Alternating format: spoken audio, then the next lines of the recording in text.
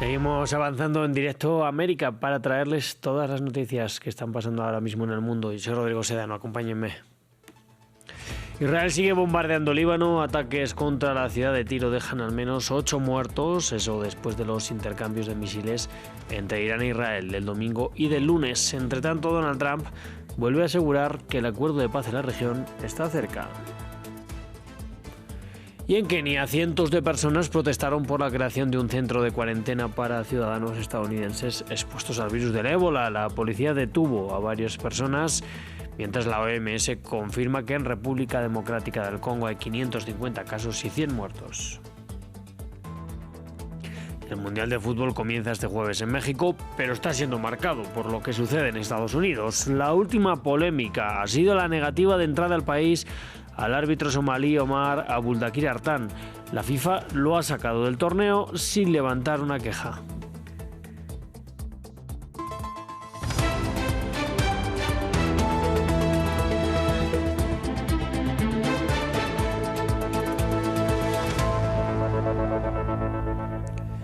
Irán e Israel han dejado de intercambiar ataques, pero las fuerzas israelíes siguen atacando el Líbano, una acción que Teherán considera una línea roja.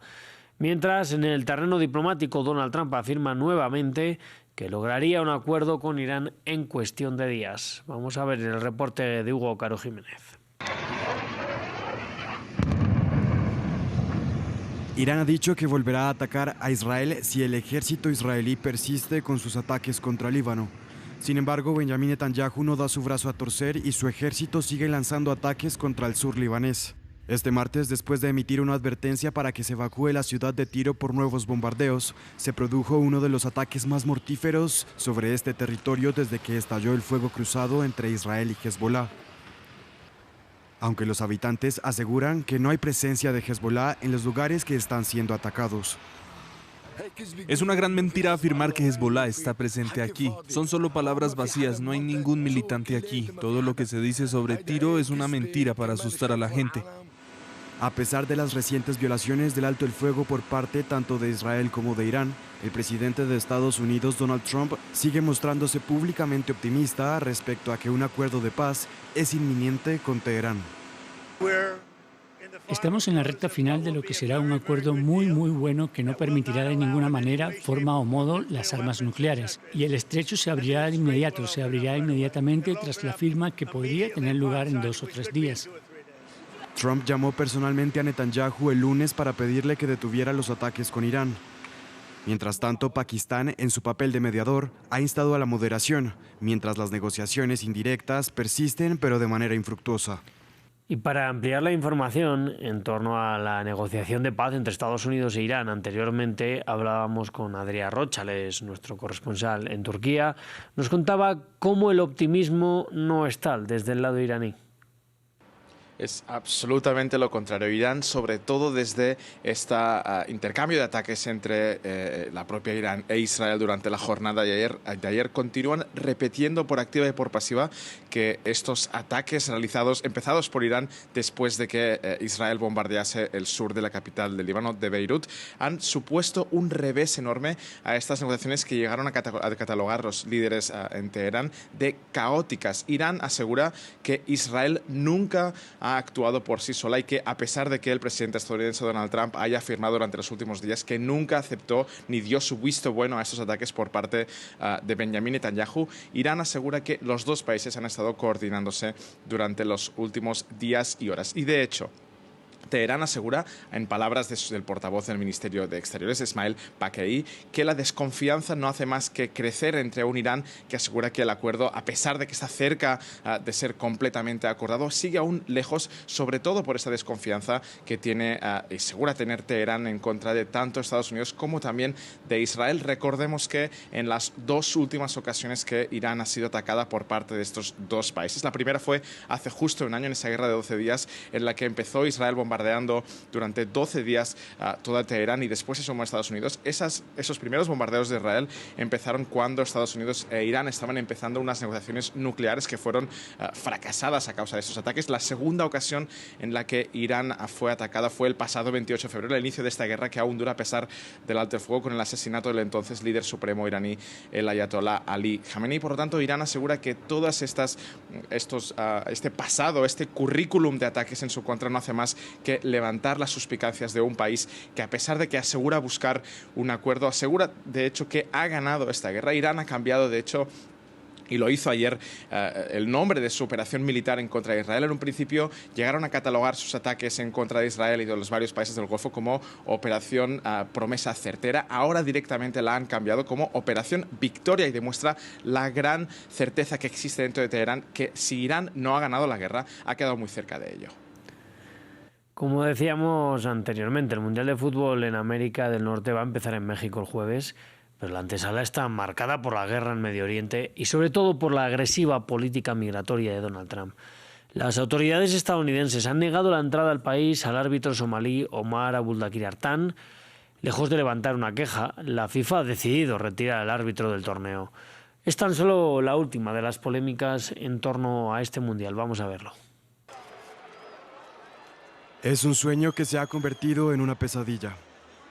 Omar Abdulkadir Artan iba a ser el primer árbitro somalí en oficiar un mundial, pero este lunes al llegar a Miami con un visado en regla según el gobierno de Somalia, se le denegó la entrada en territorio estadounidense, una decisión ante la que la FIFA se declara impotente.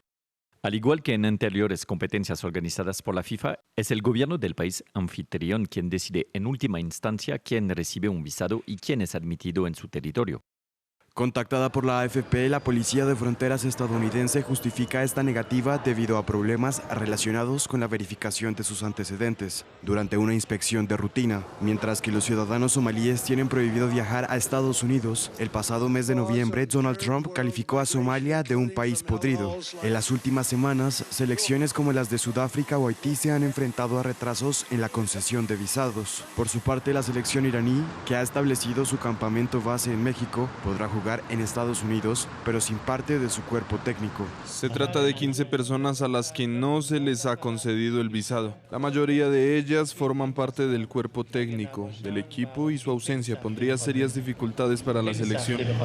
Entre ellos se encuentra el presidente de la federación, Mehdi Tag, que sirvió en los Guardianes de la Revolución. La selección iraquí también se ha visto afectada por estos problemas administrativos. Su delantero estrella, Aymen Hussein, fue retenido durante casi 7 horas a su llegada a Chicago este sábado. Estados Unidos acogerá 78 de los 104 partidos de este mundial. Hablamos también de la guerra en Ucrania. Este martes el gobernador de Kharkiv aseguró que nuevos ataques rusos dejaron al menos 3 muertos y 10 heridos. Ataques que llegan al tiempo que Volodymyr Zelensky se reúne en Estonia con el presidente del país previo a una cumbre que reúne a los países nórdicos y bálticos. Por otro lado, desde Moscú se asegura que no hay planes de una llamada entre Vladimir Putin y Donald Trump. Y hay nuevas tensiones en Kenia por la creación de un centro de cuarentena para ciudadanos estadounidenses expuestos al virus del ébola. Cientos de personas se manifestaron este martes en la ciudad de Nanyuki, donde el gobierno pretende construir este centro. La policía desplegó los equipos antidisturbios y detuvo a varias personas. Mientras tanto, la Organización Mundial de la Salud actualizó las cifras de contagio por ébola en República Democrática del Congo. Hay 550 casos confirmados y 100 muertos. Hoy estamos aquí para rechazar la creación del centro de cuarentena en la base aérea de Laikipia, ya que a nosotros como comunidad y sociedad en general no se nos consultó antes de su creación, antes de que se tomara la decisión de establecer las instalaciones de cuarentena. Estamos aquí para decirle al secretario de Salud que la Constitución es la norma fundamental y la ley suprema de este país y que ellos quieren destrozarla, y nosotros estamos aquí para impedirlo y para defender el Estado de Derecho. Y hablamos de la Unión Europea, que ha invitado a representantes talibanes a Bruselas para mantener conversaciones técnicas sobre las deportaciones que podrían tener lugar antes del verano. Esto a pesar de la preocupación de que estas conversaciones puedan normalizar a los talibanes, además de inquietudes jurídicas y de derechos humanos que plantea el envío de personas de vuelta al país. Los críticos afirman que al entablar relaciones diplomáticas con el talibán, la UE está vendiendo su alma a cambio de un acuerdo migratorio. Una invitación de la Unión Europea a Bruselas para los talibanes, para mantener conversaciones sobre las deportaciones de solicitantes de asilo. Es la primera de este tipo y las organizaciones de la sociedad civil y los grupos de derechos humanos afirman que traspasa una línea roja. Para ellos, envía un mensaje peligroso, que las mujeres afganas pueden ser abandonadas para satisfacer los fines políticos de la Unión Europea. Los talibanes no representan al pueblo de Afganistán, ya que carecen de legitimidad democrática interna. Cualquier contacto oficial con representantes talibanes, especialmente en territorio europeo, conlleva importantes implicaciones legales, políticas y simbólicas. Se corre el riesgo de que se perciba como una forma de normalización o de reconocimiento implícito. Bruselas se enfrenta a una presión creciente por parte de los gobiernos europeos para que devuelva a los solicitantes de asilo rechazados y a los afganos condenados por delitos. La Unión Europea no reconoce formalmente al régimen talibán, pero sin la cooperación de las autoridades en materia de documentos de viaje y vuelos, las deportaciones siguen siendo difíciles de llevar a cabo. Los críticos afirman que cualquier contacto diplomático es una bofetada a las mujeres afganas, que están sometidas a lo que la ONU ha denominado un apartheid de género en el país. Desde que los talibanes volvieron al poder en 2021, se ha prohibido a las mujeres y las niñas acceder a la educación secundaria y superior. Se les ha prohibido ejercer la medicina, se les ha excluido del mercado laboral e incluso se les ha sometido a restricciones de movimiento. Una ley introducida bajo el régimen talibán también permite a los hombres esclavizar y castigar a las mujeres, sometiéndolas a abusos no documentados. Quienes se oponen a la medida de la Unión Europea afirman que el bloque debería explorar otras opciones legales que no reduzcan los derechos humanos a meras monedas de cambio. Y seguimos hablando ahora de Perú. Allí sigue el lento conteo de votos tras la segunda vuelta electoral del domingo. El izquierdista Roberto Sánchez sigue liderando el conteo frente a la derechista Keiko Fujimori con un poco más del 50% de los votos.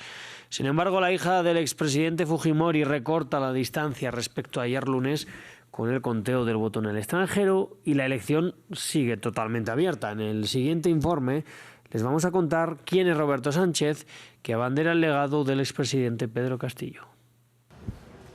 Refundar el país es el reto que promete Roberto Sánchez, el candidato de 57 años que representa el polo más radical de la izquierda en Perú. Y es que cuando habla de refundación se refiere a una nueva constitución. Nosotros invitamos a todas las fuerzas políticas, patrióticas, el movimiento social, popular, porque este no es un punto de llegada, es más bien un punto de partida. Y hoy el Perú tiene enemigos, la pobreza, la exclusión, la inseguridad ciudadana, la corrupción. Psicólogo, fue ministro de Turismo Exterior bajo el mandato del arrestado expresidente Pedro Castillo. Con el partido de Juntos por el Perú lleva la misma bandera y el mismo sombrero de Castillo. El antiguo mandatario, que gobernó entre 2021 y 2022 y que cumple una condena de 11 años y 5 meses por un intento de golpe de Estado hace 4 años, podría haberse beneficiado por un indulto que Sánchez ha prometido si llega al poder. Así habla de su mentor. Nuestro presidente y su gobierno no le expropió nada a nadie, a ningún sector. Nosotros continuamos esa línea. La nacionalización no es expropiación. Arropado con el apoyo del sur de Perú y partes de la región andina y Amazonía, Sánchez confía en que la izquierda vuelva al poder en el país. Y avanzamos con la visita del Papa León XIV en España, que ya ha llegado a Barcelona tras su paso por Madrid. Ahí estuvo en el Congreso de los Diputados, en donde fue aplaudido, pero también criticado por sus palabras en contra del aborto. Posteriormente realizó una ceremonia multitudinaria ante 70.000 personas en el Santiago Bernabéu.